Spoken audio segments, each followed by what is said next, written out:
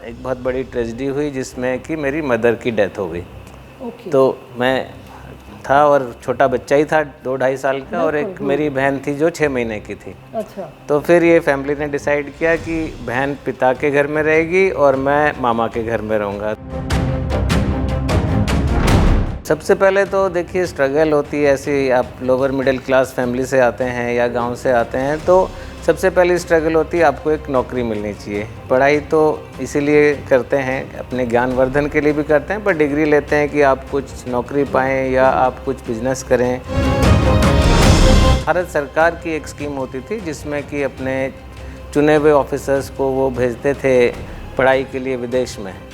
उस स्कीम के तहत मैं फिर अमेरिका गया, जहाँ पे मैंने मास्टर्स किया यूनिवर्सिटी ऑफ मिनेसोटा से।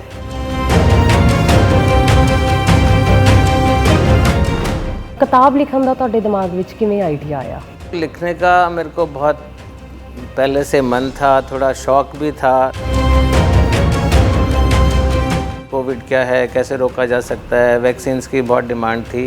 तो जैसे जैसे मैंने रिसर्च की मेरे को लगा कि ये वैक्सीन के बारे में तो बहुत इंटरेस्टिंग टॉपिक है वैक्सीन, जिसके हर वैक्सीन के पीछे कुछ ना कुछ कहानी छिपी हुई है। बड़ी बड़ी इंटरेस्टिंग स्टोरीज़ हैं, कैसे वैक्सीन्स की शुरुआत हुई, कैसे अलग अलग वैक्सीन डिस्कवर हुए। तो फिर वो बहुत सारा पढ़ने के बाद मेरे को लगा कि इस बारे में लोगों को ज़्यादा से ज़्यादा पता चलना चाहिए। आज के ज़माने में भी ऐसी जगह हैं जहाँ पे कि स्लेव्स होते हैं, वो रियल स्लेव, यानी कि उनकी पूरी फैमिली दूसरी फैमिली की स्लेव है।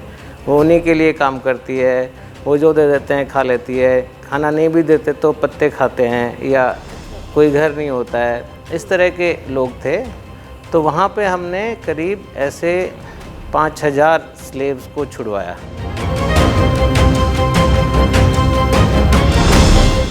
ग्राउंड लैवल तो उठ के बिल्कुल टॉप दी पोस्ट पे पहुंचना, कोई रिग्रेट जिंदगी विच? बहुत हम्बल फैमिली से उठ के मैं इस स्टेज तक पहुंच पाया कि मैं आज भारत सरकार में एक अच्छी पोजीशन में हूं। कोई भी चीज़ परमानेंट नहीं है, हर चीज़ टेम्परेरी होती है। कोई भी फेज़ ऑफ लाइफ आता है, जब बहुत नेगेटिव फेज़ आपका लाइफ का आ रहा है, मेरी लाइफ में भी आए हैं, चाहे वो पर्सनल फ्रंट पे हो, चाहे वो जॉब पे हो, चाहे कोई और बात पे हो। तो आपका लाइफ में अप्स एंड डाउन सबकी लाइफ में आते हैं, पर वो जो डाउन होता है वो बहुत टेम्परेरी होता है, बहुत पासिंग फेज़ होता है। उसमें आपको यही समझना है कि ये एक पासिंग फेज़ है। अगर मैं अपनी सिंसियरिटी से काम करता रहा, अपना जो ड्रीम मेरे को परस्यू करना है वो मेरा करता रहा, सच्चाई से किया, ईमानदारी से किया, पूरी मेहनत से किया, तो वो ड्रीम आपका ज़रूर पूरा होता है।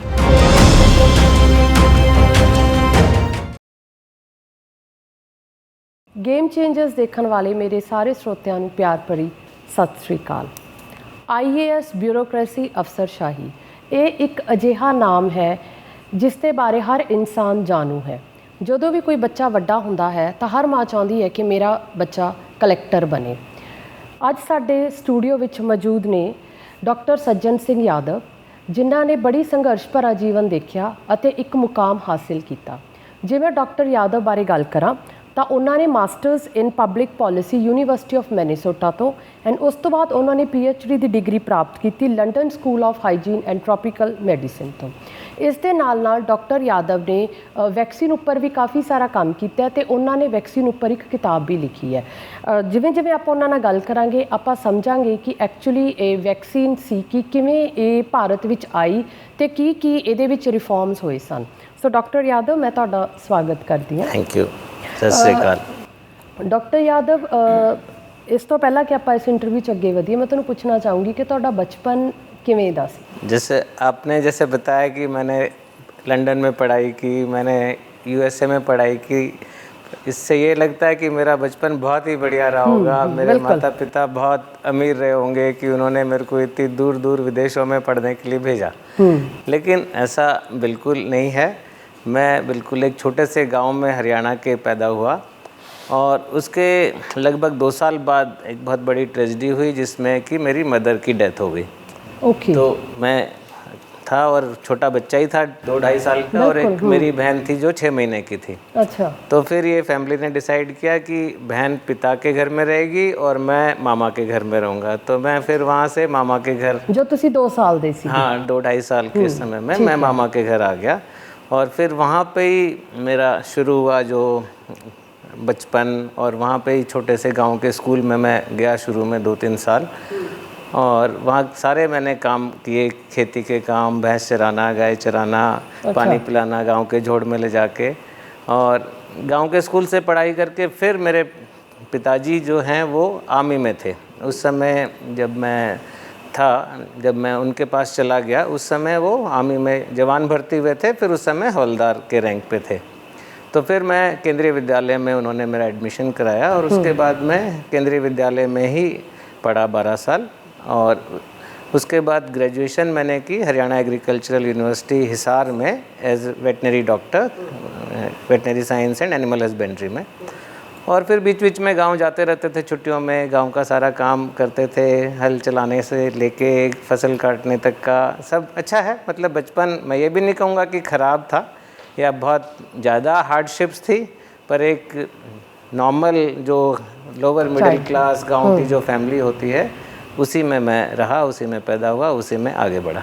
डॉक्टर यादव, जिवें तुसी दस्सिया कि तुसी 2 साल ਦੇ ਸੀ ਜਦੋਂ ਤੁਹਾਡੇ ਮਾਤਾ ਜੀ ਚਲੇ ਗਏ जी ਤੁਹਾਨੂੰ ਲੱਗਦਾ नहीं कि किते ना किते वो वैक्यूम सारी उम्र इंसान की ज़िंदगी विच रह जाता है? हाँ डेफिनेटली, माँ का तो इतना प्यार होता है, इतना बच्चे का अटैचमेंट होता है, तो वो वैक्यूम तो रहा। पर मैं बहुत लकी हूँ इस मामले में कि मेरी नानी जी और मेरी 3 मामी जी हैं जिनके यहाँ मैं रहता था, तो उन्होंने भी बहुत मेरा ध्यान रखा, बहुत प्यार दिया, तो इतना महसूस नहीं होने दिया जितना कि महसूस हो सकता था।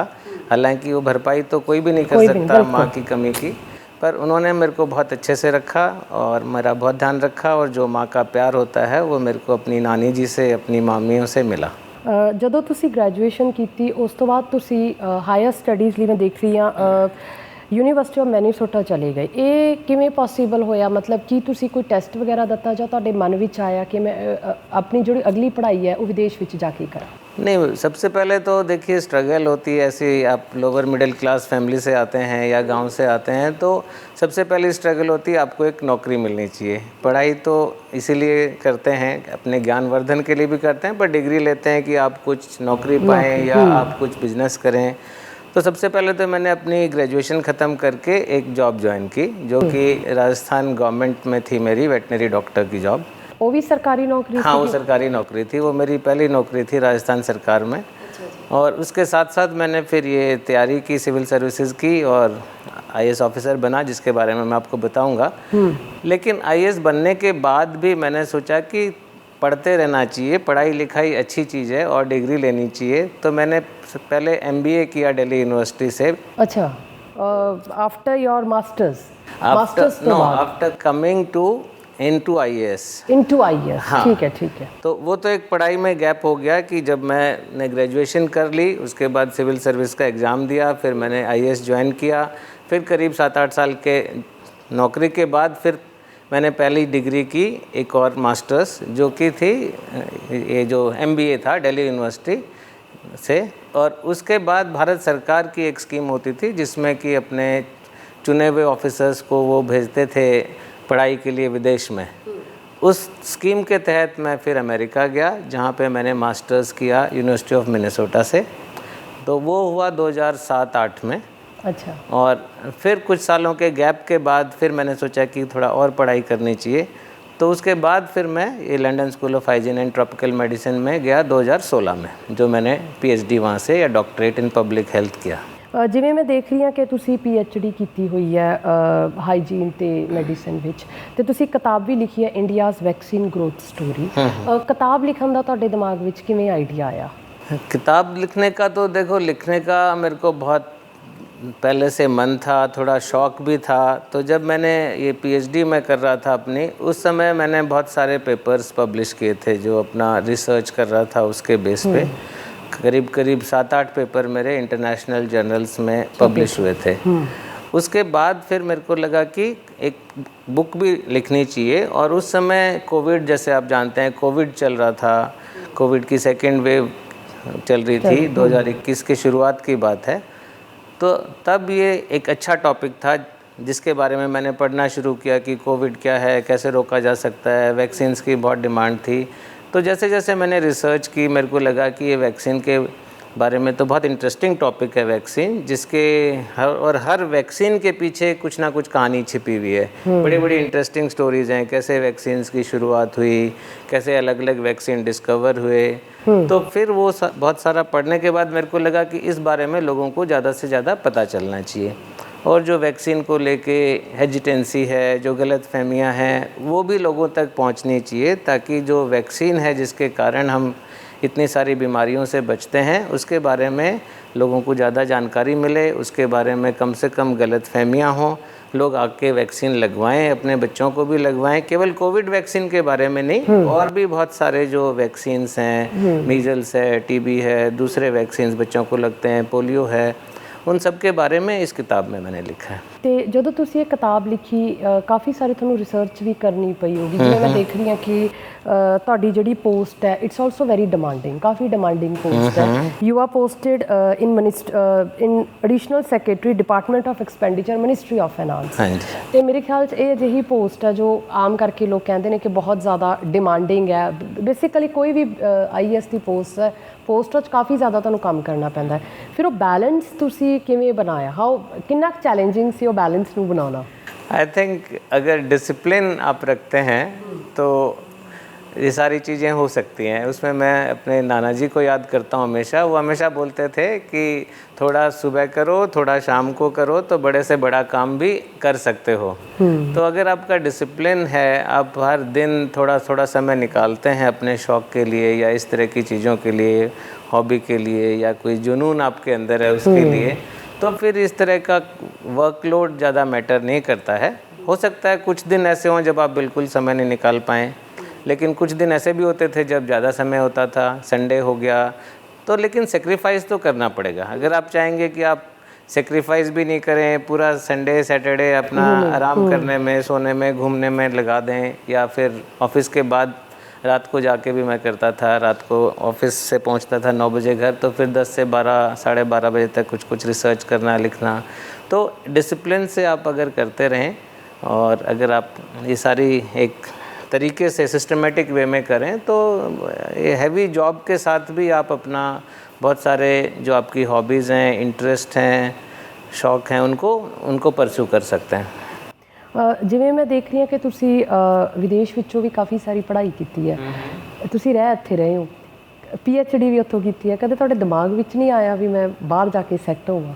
जब तुझे अपनी PhD? नहीं जी, बिल्कुल दिमाग में नहीं आया है, क्योंकि जो भगवान की कृपा से इतनी अच्छी जॉब हमें मिली हुई है, जो कि बहुत ही सिलेक्टेड, आप देखेंगे कि 10 लाख लोग हर साल देते हैं, 10 लाख कैंडिडेट, उसमें से करीब 80, 90, 100 इतने ही सेलेक्ट होते हैं IAS में।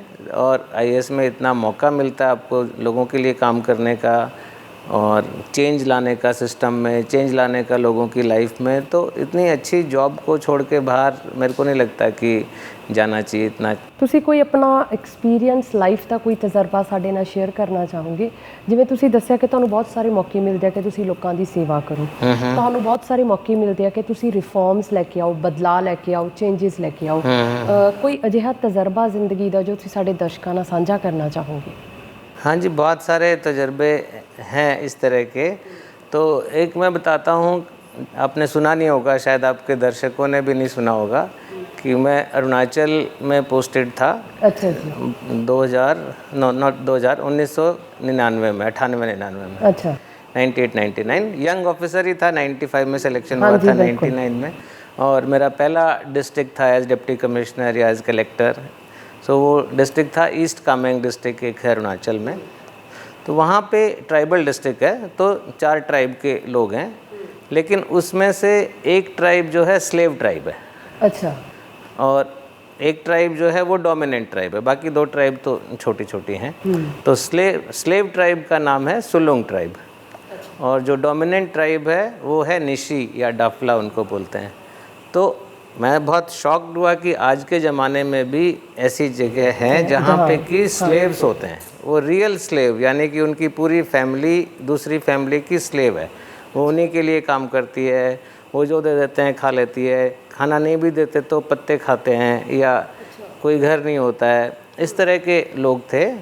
तो वहाँ पे हमने करीब ऐसे 5,000 स्लेव्स को छुड़वाया मास्टर्स से, और उनके लिए एक अलग गांव बना के दिया, जिसमें भारत सरकार की या स्टेट गवर्नमेंट की जितनी भी स्कीम्स थी उनसे जो भी बेनिफिट मिल सकता था, जैसे आवास योजना में घर बनाया, कोई ट्रेनिंग की स्कीम थी उससे उनको ट्रेनिंग दी, पानी की स्कीम से पानी पहुंचाया। तो इस तरह से उनको उस स्लेवरी से मुक्ति के लिए 2 साल हमने बहुत काम किया। तो वो एक कभी भी मेरे को, बल्कि वहाँ पे मेरे को सज्जन यादव की जगह सुलुंग यादव लोग बोलने लगे थे। तो वो आज भी बहुत लोग याद करते हैं कि ये कोई डीसी आया था इतने साल पहले, उसने इनके लिए बहुत काम किया था। भले दा काम किया। डॉक्टर यादव बहुत एक छोटे ਜਿਹੇ ਪਿੰਡ ਚੋਂ ਉੱਠ ਕੇ ਅੱਜ ਤੁਸੀਂ ਇੱਕ ਬੜੀ ਪ੍ਰੈਸਟੀਜੀਅਸ ਪੋਸਟ ਤੇ ਬੈਠੇ ਹੋ। ਮਤਲਬ ਇੱਕ ਮੈਂ ਕਹਿੰਨੀ ਆ ਕਿ ਗਰਾਊਂਡ ਲੈਵਲ ਤੋਂ ਉੱਠ ਕੇ ਬਿਲਕੁਲ ਟੌਪ ਦੀ ਪੋਸਟ ਤੇ ਪਹੁੰਚਣਾ, ਕੋਈ ਰਿਗਰੈਟ ਜ਼ਿੰਦਗੀ ਵਿੱਚ? मतलब यू हैव ਤੁਹਾਡੇ ਕੋਲ ਸਭ ਕੁਝ ਹੈ। मतलब मैं कहनी ਹੁੰਦੀ ਹਰ ਇਨਸਾਨ ਜੇ ਆਪਾਂ ਇੱਕ ਨਾਰਮਲ ਹਿਊਮਨ ਬੀਇੰਗ ਦੀ ਗੱਲ ਕਰੀਏ, ਆਪਾਂ ਆਮ ਇੱਕ ਧਾਰਨਾ ਦੇਖੀਏ ਤਾਂ ਸਾਰੇ ਚਾਹੁੰਦੇ ਆ ਕਿ ਸਾਡਾ ਬੱਚਾ ਆਈਐਸ ਬਣੇ। ਅੱਛਾ, ਆਈਐਸ ਵਿੱਚ ਵੀ ਚੰਗੇ ਅਹੁਦੇ ਤੇ ਹੋਵੇ, ਇਹ ਵੀ ਅੱਜ ਕੱਲ੍ਹ ਬੜਾ ਇੱਕ ਜਦੋਜਹਿਦ ਚੱਲ ਰਿਹਾ। ਤੁਸੀਂ I can see you are on the top post of finance, any regrets, ਕੋਈ ਇਹੋ ਜਿਹੇ ਰਿਗਰੈਟਸ कुछ भी किसी चीज़ को लेके ਤੁਹਾਡੀ ਜ਼ਿੰਦਗੀ ਵਿੱਚ ਹੋਵੇ जो रह गया हो? नहीं, मेरे को लगता है कि मैं बहुत सेटिस्फाइड आदमी हूँ। मेरे को इस तरह का कोई रिग्रेट नहीं है लाइफ में कि मैं ये नहीं कर पाया या मैं वो नहीं कर पाया या ये मेरे को नहीं मिला।